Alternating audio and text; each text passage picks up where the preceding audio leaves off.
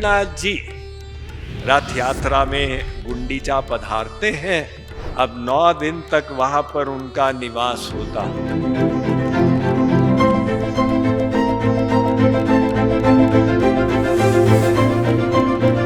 बड़दांड पे रथ रुक रुक के चलता है।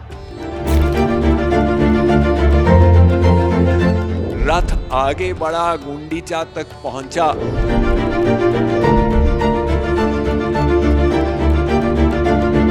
तो रथ यात्रा के 5वें दिन लक्ष्मी जी पधारती हैं, जो हेरा पंचमी का उत्सव होता है।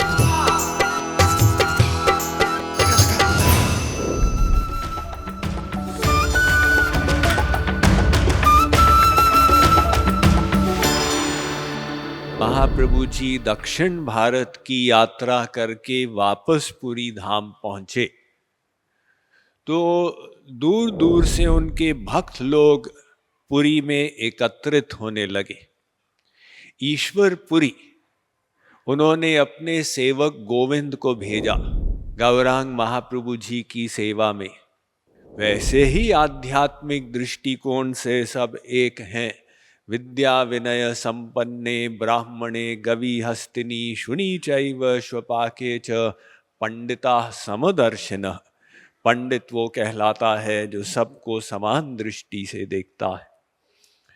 तो बंगाल से स्वरूप दामोदर भी पहुंचे, जो वेदांत में प्रखर थे और गाने में निपुण थे। वे महाप्रभु जी के अंतरंग बने। यहाँ राय रामानंद तो पहुंचे ही थे, उनके 4 अन्य भाई थे और उनके पिता थे भावानंद राय, वे भी सब के सब पहुंचे। यहाँ पर रथ यात्रा की तैयारी हो रही थी। रथ यात्रा से पहले स्नान यात्रा होती। तो महाप्रभु जी स्नान यात्रा में पहुंचे, दर्शन किए और स्नान यात्रा के पश्चात जगन्नाथ स्वामी वे अपनी दिव्य लीला के अनुसार बीमार पड़ जाते हैं। तो लगभग 17 दिन तक बीमार पड़ते हैं। जगन्नाथ जी जब बीमार पड़े, अब महाप्रभु जी अत्यंत उदास हो गए, क्योंकि डेली का क्रम था दर्शन करने का, वो दर्शन नहीं होंगे, अब क्या किया जाए। तो महाप्रभु जी अलालनाथ चले गए और अलालनाथ में विरह से आतुर वे जिस पत्थर पर लेटे तो उनके शरीर में ताप इतना था कि पत्थर ही पिघल गया। तो भक्तों ने उनसे निवेदन किया कि महाराज, बंगाल के भक्त यहाँ पहुंच रहे हैं, आप यहाँ पर लेटे हुए हैं, ये उचित नहीं है, आइए और उनका स्वागत कीजिए। लगभग 200 भक्त नवद्वीप आदि से आए। तो राजा भट्टाचार्य के साथ अपने महल के छत पर खड़े होकर देख रहे थे। वैसे राजा की राजधानी तो कटक में थी, लेकिन एक उनका महल पुरी में भी मंदिर के निकट था। तो वहां से उन्होंने देखा, उनने जो बंगाल से भक्त आ रहे थे मधुर कीर्तन करते हुए। राजा ने कहा, इतना मधुर कीर्तन तो मैंने कभी देखा ही नहीं है। तो वो कीर्तन करते हुए वे सब पहुंचे और मंदिर जाने के बजाय वे महाप्रभु जी के पास जा रहे थे। तो राजा ने भी प्रश्न किया कि जब धाम में आते हैं उसमें एक प्रक्रिया होती है, अपने सिर को मुंडाओ, इस प्रकार से पवित्र स्नान करके दर्शन करने जाओ, और ये लोग सीधा महाप्रभु जी के पास जा रहे हैं। भट्टाचार्य ने समझाया कि पहले तो महाप्रभु जी इनका स्वागत करेंगे, फिर इनके साथ वे मंदिर जाएंगे। वो ऐसा ही हुआ। पश्चात रथ यात्रा से 3 दिन पहले महाप्रभु जी मंदिर के शासक जो अधिकारी थे उनसे परमिशन लिए और गुंडीचा मंदिर की सफाई में सबको लगा दी। तो जगन्नाथ जी रथ यात्रा में गुंडीचा पधारते हैं। अब 9 दिन तक वहां पर उनका निवास होता। तो भगवान वहां पर पधारेंगे, उससे पहले मंदिर की सफाई होनी चाहिए। तो महाप्रभु जी भक्तों को उसमें लगाए और उसके माध्यम से वे उपदेश दिए कि हम भी अपने हृदय में भगवान को बुलाना चाहते हैं, तो हमें भी मंदिर को साफ करना होगा। अब वो सफाई सब भक्त मिलके किए। महाप्रभु जी उनको और उत्साहित करते थे।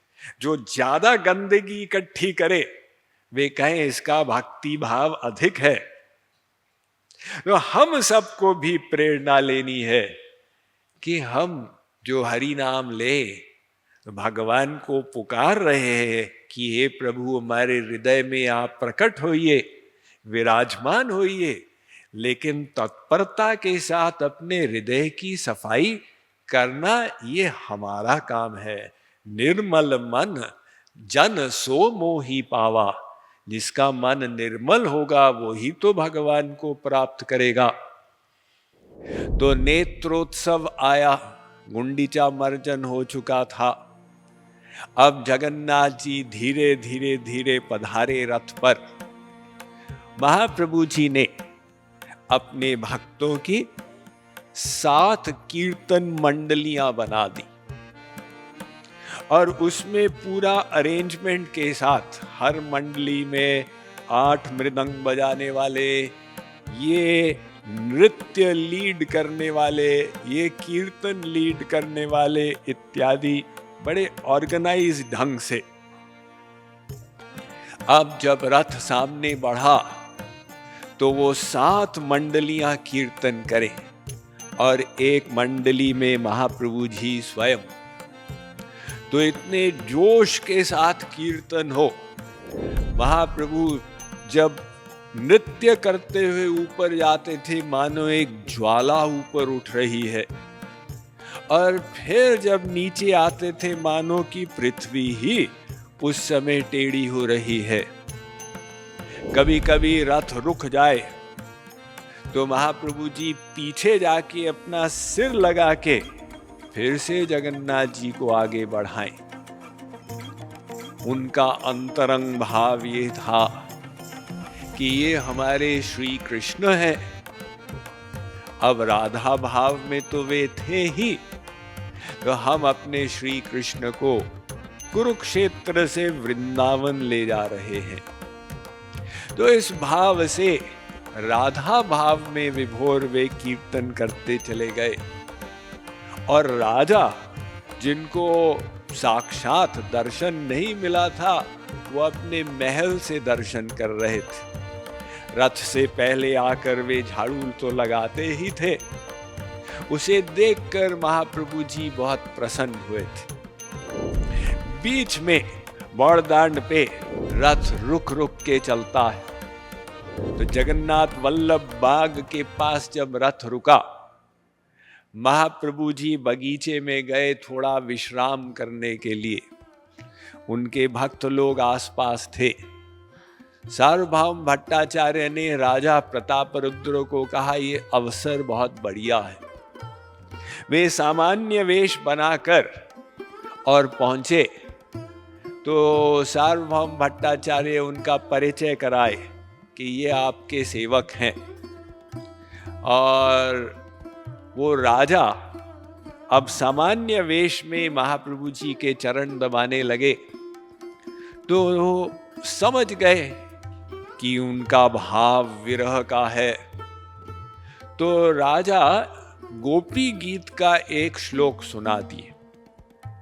तव कथामृतम तप्त जीवनम कविभिरीदितं कल्मषापहं श्रवण मंगलम श्रीमदाततं भुवि गृह्णन्ति ते भूरिराजना। ये गोपियां विरह से आतुर गीत गा रही हैं कि हे श्री कृष्ण, हमारे अंदर आपके वियोग में जो अग्नि जलती है उससे हम जब तपित होते हैं तो आपकी कथा अमृत के समान हमारी विरागनी को शांत करती है, और वो कथामृत को प्रदान करने वाले भूरी राजना वे अत्यंत दयालु हैं। तो ये श्लोक महाप्रभु जी ने जब सुना वे अत्यंत विभोर हो गए।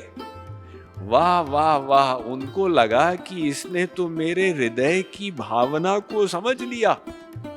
तो वे राजा को जोर से चिपटा लिए।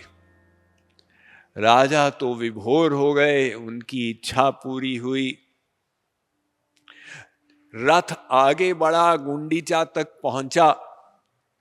पश्चात महाप्रभु जी अपने भक्तों को इंद्रद्युम्न सरोवर ले गए स्नान इत्यादि करने। तो प्रतिदिन वहां पर खेल इत्यादि होते थे। उनके बड़े बड़े भक्त स्वरूप दामोदर, राय रामानंद इत्यादि वे पानी में इंद्रद्युम्न सरोवर में जल विहार करने लगे। किसी ने पूछा कि ये इतने बड़े विद्वान हैं, बच्चों के समान कैसे खेल रहे हैं? महाप्रभु जी ने कहा यही लक्षण है कि अब वो कृपा हो गई है तो हृदय द्रवित हो गया है। तो रथ यात्रा के 5वें दिन लक्ष्मी जी पधारती हैं, जो हेरा पंचमी का उत्सव होता है। अब लक्ष्मी जी अपने सेवकों के साथ आई जगन्नाथ जी को वापस लेने के लिए कि क्या हो गया है, आप यहां इतने दिन, आपने तो बोला था एक दिन में वापस आ जाएंगे। लक्ष्मी जी के सेवकों ने डंडा लेकर रथ की पिटाई शुरू की और जगन्नाथ जी के सेवकों की भी पिटाई शुरू की, क्योंकि लक्ष्मी जी वैभव युक्त हैं। तो किसी ने पूछा कि क्यों जी, ये लक्ष्मी जी को छोड़कर और जगन्नाथ जी यहां पर आ गए? इसका मतलब कि यहां पर रस और अधिक मिल रहा है। तो जगन्नाथ जी आश्वासन देते हैं लक्ष्मी जी को कि घबराओ मत, हम आएंगे जल्दी। उनको लौटाते हैं अपने सेवकों के साथ। और फिर 9वें दिन उल्टा रथ चला। तो जो बंगाल से भक्त लोग आए हुए थे वे 4 मास तक पुरी में ही रहे, और जो जो उत्सव आते थे महाप्रभु जी अपने भक्तों के साथ बड़े हर्षोल्लास के साथ मनाते थे। श्री गौरांग महाप्रभु की, श्री जगन्नाथ स्वामी की। Mind management, life transformation, power of thoughts आदि प्रेरणादायक एवं आध्यात्मिक वीडियोस के लिए सब्सक्राइब करें स्वामी मुकुंदानंद हिंदी यूट्यूब चैनल को और बेल आइकन को अवश्य दबाएं ताकि आपको ये वीडियोस मिले सबसे पहले।